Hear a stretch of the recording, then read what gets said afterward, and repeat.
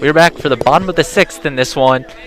Wilton up 9-2. Tommy Bach leading off the inning for the Blue Wave.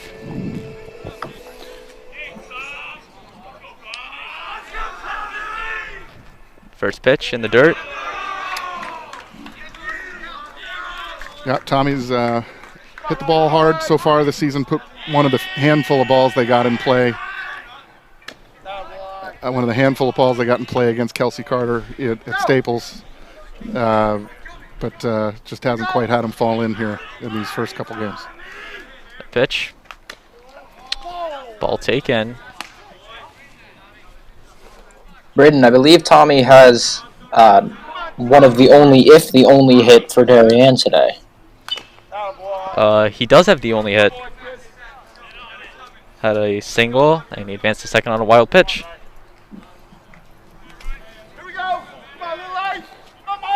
Actually, the only hit for Darien this season.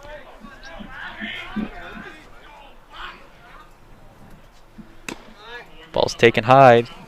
Full count. Hard to know what he's throwing here as he struggled with that fastball for a strike so far. Fouls it off. Comes curveball. Tommy was looking otherwise. Did a good job fouling that ball off. Braden, Terry, something I love about baseball is all the different stances that you see in this game, because you're going to have kids who are standing straight up, and then you have someone like Tommy Bach who's crouching all the way down low. It's just so fun to see. Takes ball 4. Yeah, he's messed with that a little bit over the last couple seasons. Did a lot more straight up and little. There's a couple people in his life that have gotten on his case about hitting the outside pitch and caused him to crouch a little more. So he could reach that outside pitch. They tend to pitch him there. Kelly takes ball 1. Of course, Kelly 0 for 2 today with a strikeout looking in the second inning.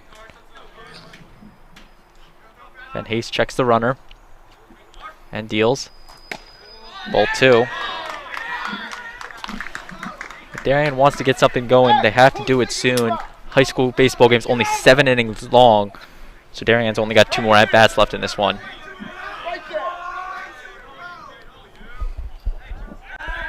Checking on the runner, Bach. Gets back safely.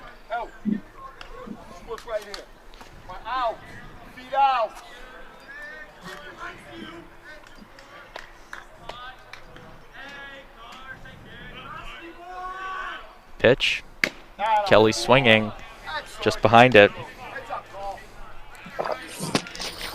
Yep, going to have to shorten that up a little bit if we're going to catch up to that fastball.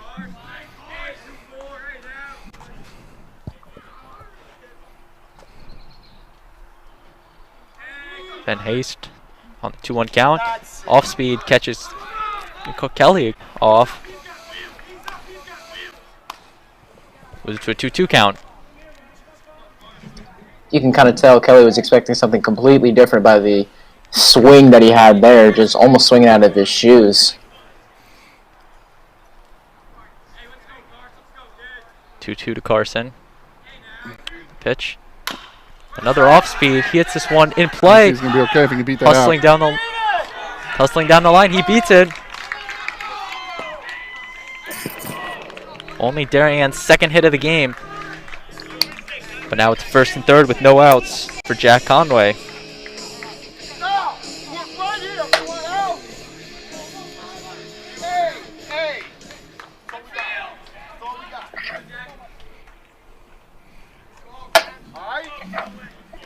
I don't think we've seen a throw from this catcher.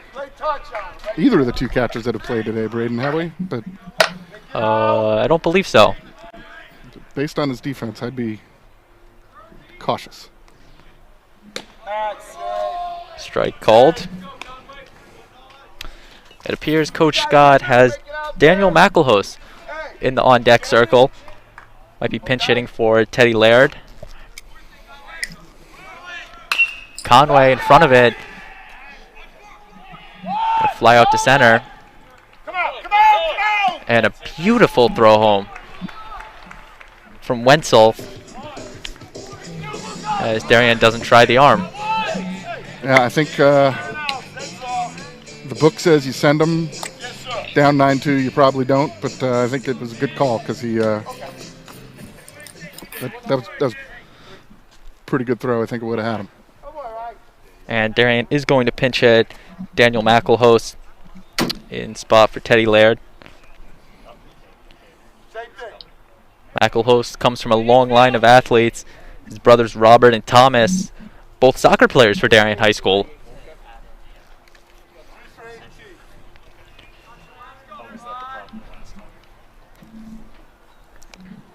Yeah, Daniel, one of the better base runners on the team, and always, not always, but usually very exciting once he reaches base. Just a very, very good runner. Coach Scott bringing on McElhost to get the matchup here, the righty-lefty.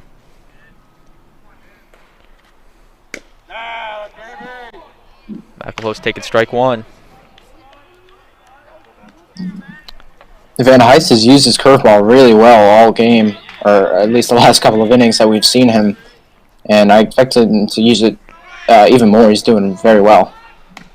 Ball taken, and Kelly takes off for second. It's interesting. Looks like Coach Scott is playing the matchups as Max Racanelli is on the on-deck circle, the only switch hitter on this team. McElhost out in front as the count moves to 1-2. Here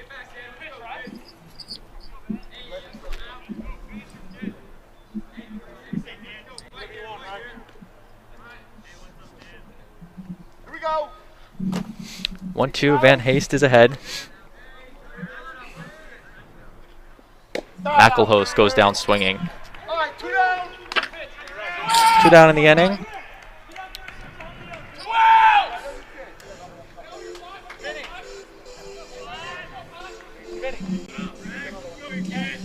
And Max Racanelli will be in the hit for Trey Cahill.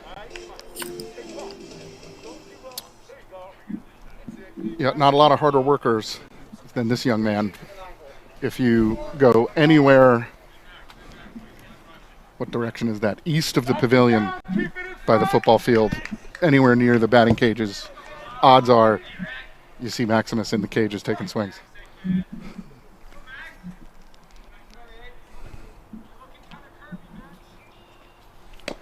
Max takes strike one. Hey, somebody back him up. Saw a little varsity experience towards the end of his sophomore year, but now his first full season with the Wave. The pitch, You got it. That's all right. and That boy, Chris. swinging in the dirt. As Andre Briganti is on deck, the leadoff hitter for Darien.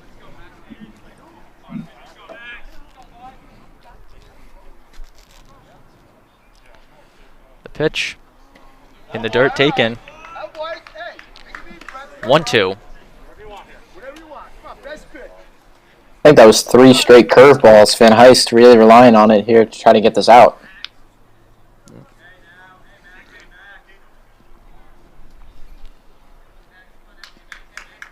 The pitch from Van Heist, and strike 3 swinging. So despite a leadoff walk and a single to follow, Darien doesn't score. Wilton up 9-2 after 6. We'll be back for the conclusion in this one.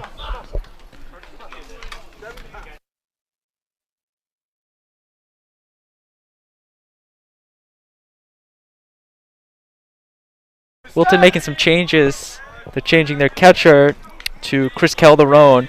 He's replacing Chris McCann, who McCann, as we mentioned, that DH, he was catching this entire time, but was being DH'd for, I believe, Fischetti.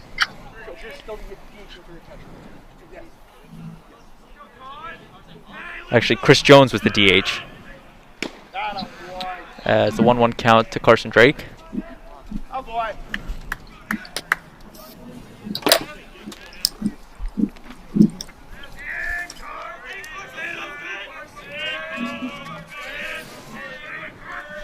Langer with the pitch. 2-1, the count moves to. All right, second time through the order here. Hopefully we start to see some of those hard ground balls turn into hard line drives. Takes strike 2. Carson Drake, another 3-sport athlete in basketball, football, and baseball, as well as Jake Horwitz. I'm sure they've developed some great chemistry as they've played together this season on all 3 sports. Ball's taken high. Yeah, on that chemistry point, Ted, there's a extraordinary chemistry on this team. There's an extraordinary chemistry on the Blue Wave football team. And even on the Blue Wave football team, there's extraordinary chemistry on that offensive line that Carson Drake anchors. So he's in the thick of it. Carson Drake goes down looking there. He started running to first base. He was either trying to sell the call or he didn't agree with the call. Probably a little of both.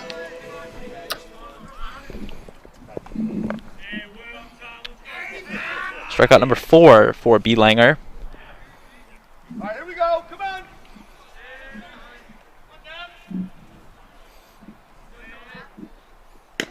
Tommy Bach takes ball 1. There you go. Come on. Oh, boy.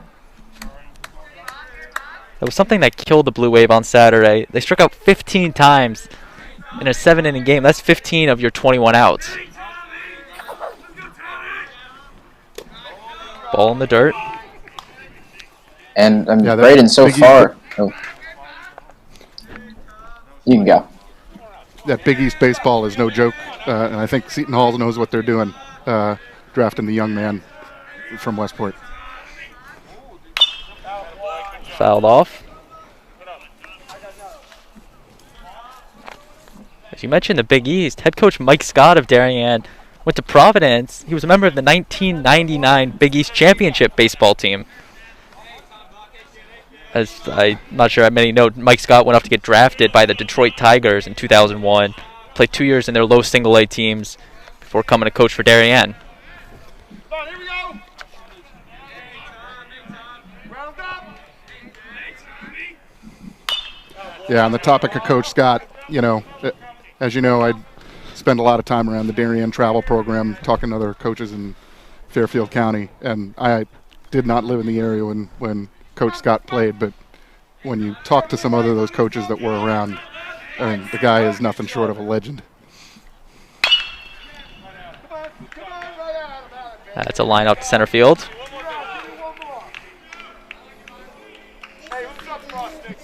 Then on the other side of the field for Wilton, as we mentioned, Coach Tim Egan in his 42nd season Yeah. with Wilton. Yeah, let's talk about that for a minute. 42 years as a coach of a team. So, like, when major league players sign like 10, 12, 13-year contracts, like Bryce Harper signed a couple years ago, like Braden, if I recall, you're a Met fan, like Lindor just signed. One of the things they tell you is do not calculate your age at the end of that contract. So just don't do it in your head. That's 10, 13 years. 42 is not, you can't even process that. In fact, I think, so I'm 48, and I think Coach Scott is 6 years younger than I am, which would mean that Coach Egan's first season with Wilton was the year Mike Scott was born. Incredible. And I might not be exact about that, but give or take a year, I think I'm close. That was fouled off from Carson Kelly. What's even more crazy, I think Mike Scott came up, played for Darien, faced Coach Egan, and also Coach Egan coached Wilton High School football for 30-plus years. I believe 23 as an assistant and 9 as a head coach. I mean, does anybody take the job after a guy like that? As Kelly's going to line that one. Nice play by Straza for the third out. So Darien goes down 1-2-3. You're watching the DAF Media Network, a joint venture between the Darien Athletic Foundation and the Darien Foundation. We'll be right back.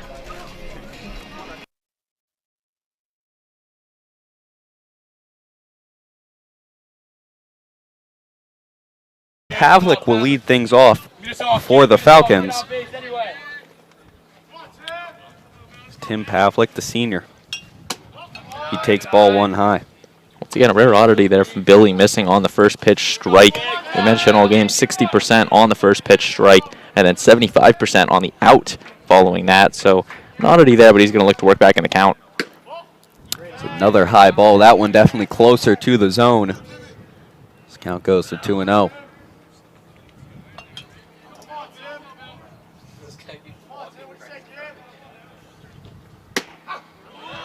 Pavlik takes a very similar pitch for a strike there, 2-1. Yeah, it's a smart call there from Billy. Just throw it right down the middle. You know Pavlik's kind of in take mode, up 2-0 in the count. Just kind of pound the zone, get the strike. So a smart pitch there from Billy. That one low. Good frame by Buck Jane, just not good enough there. Yeah, you know, 3-1 count. Buck Jane was trying to frame that there. I think he had it at the knees. The umpire saw it a little bit lower, I assume, not giving it the strike. But Billy's going to work back here, down 3-1.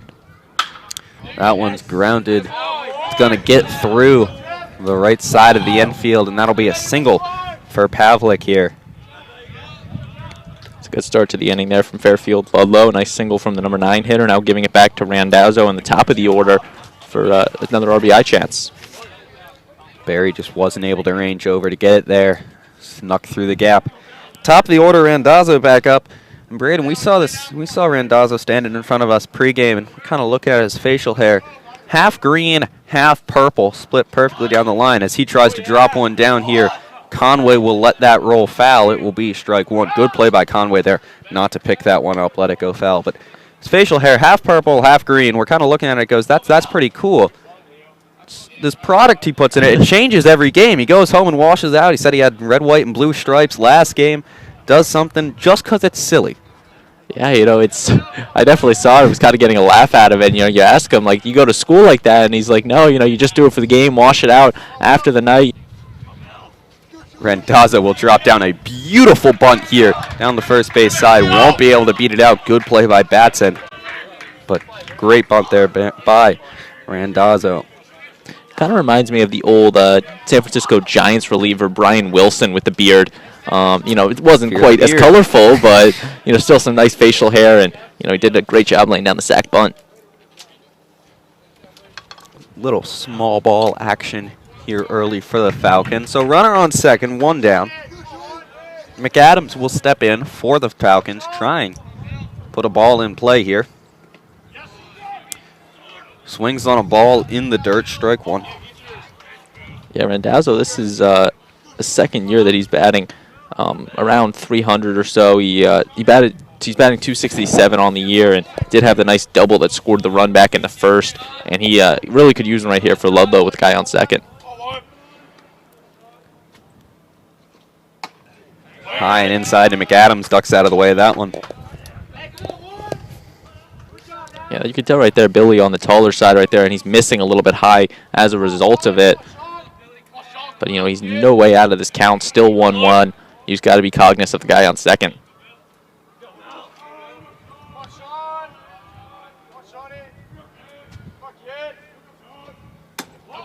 McAdams takes that one high and away.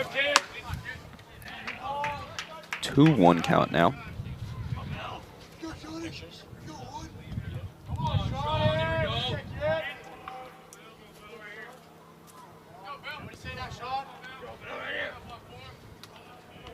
Comes set.